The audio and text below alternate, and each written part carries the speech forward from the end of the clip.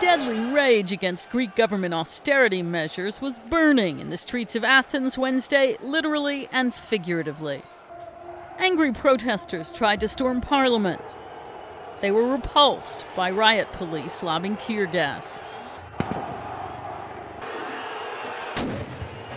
Flames were billowing from a branch office of the finance ministry. Firemen were able to douse those, but they were having to move to save their own equipment as well.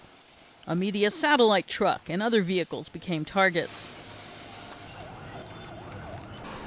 But it was at a Marfin bank branch that lives were lost. 3 workers there, a man and 2 women, died after demonstrators set the building on fire along the main route of Wednesday's protest march in Athens.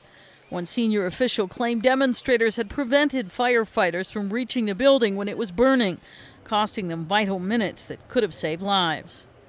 The demonstrations had come amid a 24-hour general strike that shut down transportation and many services, including news broadcasts, although journalists came back on the job to report on the protests and the deaths.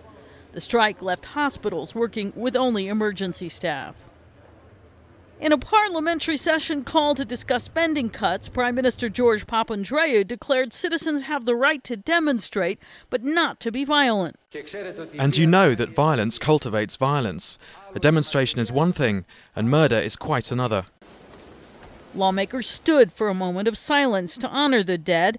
They were the first deaths during a protest in Greece in nearly 10 years. Elsewhere around Europe, German Chancellor Angela Merkel defended moves to help Greece, declaring that the bailout for the country was critical for the whole continent. In Brussels, European Union officials desperately tried to calm market fears that Greece's debt crisis was spreading to Spain and Portugal in particular, Commissioner Olli Rehn. And I want to underline that Greece is indeed a unique and particular case in the European Union. Rehn said Greece was the only country that had cheated with its statistics for years. Back in Athens, the rioting underlined skepticism that the Greek government could avoid bankruptcy.